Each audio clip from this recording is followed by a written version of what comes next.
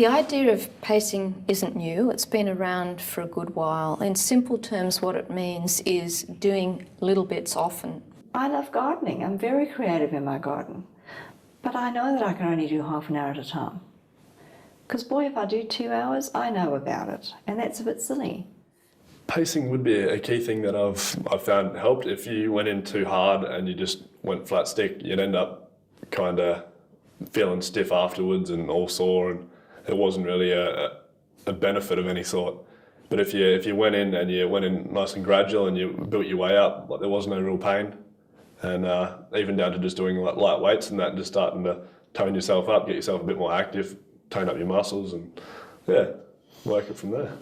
The pain management team that helped me, I've been able to use the self-pacing and knowing where my limitations are, and all of that I've been able to implicate again into my life now. Walking and jogging, which I started to do, and so we just started off walking together,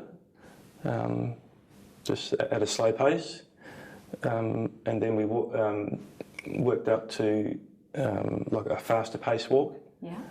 After a certain amount of time, and then we got to the stage when we were jogging, and it was good. I mean, can't was never in my vocabulary before, and I've had to learn to say to someone, I'm sorry, I can't do this today, or I'm not able to work today, but can I reschedule you for another time? And so pacing, I think, is very, very important, no matter who you are. And if you are a overachiever like I've always been, it's quite difficult to learn that. It's difficult to know when to stop. When someone's in pain, one of the things that happens is it puts them under a lot of pressure. And we talk about this idea of them being under load. So what's load? Load is really, if we think about it, it's the total amount of burden that's on a person to cope every day. Then on top of that, this person has had pain come into their life, and it's unpleasant. So that's additional load on top of everything they used to cope with, on top of jobs, on top of their relationships, earning money, managing a house and children, and all of those things, that daily stress and all the stuff you have to do to cope would be load. I mean, I didn't think that I was going to be able to still do my job for a very long time with the pain that I had. And I've since then, you know, because I have my own mortgage and as well, you know, there was times I thought I might have lost my house because of not bringing in the finances that I needed and things. What we find what's interesting is when you start looking at the big contributors to load and paying attention to that, when people are under more load and they've got chronic symptoms, they report that changes in load get also reflected in the changes in their symptoms. As the load goes up, they feel more fatigue, they feel more pain, they notice that their mood gets pushed on more and so on. So when we want to look at managing things like load, we would have a look at where's the load coming from.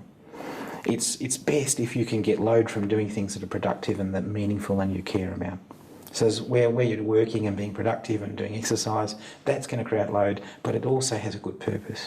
The load that's less useful is things like catastrophising and worry and ruminations and these things. So to try and relieve some of that financial pressure, because that is a huge aspect that for anybody, you know, like they're always worried about having enough money to be able to still have the lifestyle and the things that we need just to function in everyday life.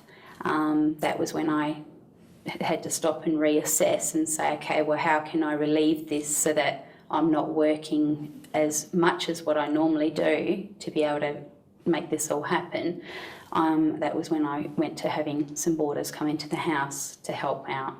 And setting goals is a way of starting to establish control even in the presence of this difficult thing. So we would start with the things that you can do today and this morning even.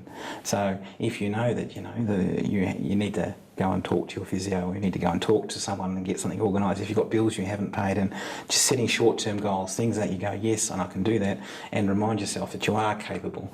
And then looking at longer-term things, you know, can I start my daily walk and get my body moving again and start to feel strong? Because once you're in those things and feeling the benefits of them, again, you just have a sense of control in the face of this really difficult problem. Structuring goals is a big point, because like what do you want to do with your life? What do you need to do to get to where you need to be?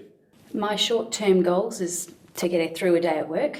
How I try and look at everything is that if you look at everything as a whole, it's like a tidal wave coming at you. So if you can break it down into little ripples, then you can actually achieve those and get over them. My mid-goals are just things that in the next few weeks that I want to achieve, like, now I want to be able to start walking my dogs again and doing those kinds of things. Long-term, obviously, health-wise, you want to be able to, my goal is to next year do the City to Surf.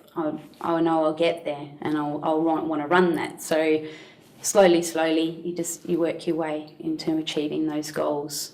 One of the great things about pacing is it gives you a way to actually slowly improve your capacity on things without pushing your load up too much by doing too much. So load that you create from doing is the best. The load that you create from not doing and being upset and frustrated and angry they're normal reactions, but they're the least useful. And so we would encourage patients to have a look at what are their load factors. And while they may be upset that some of the things that have changed that they're not happy about, if they can put some of those struggles down a little bit and be a little bit more pragmatic and more goal-oriented about trying to get back to doing things, then they tend to do better. And as long as they pace that, those should do quite well.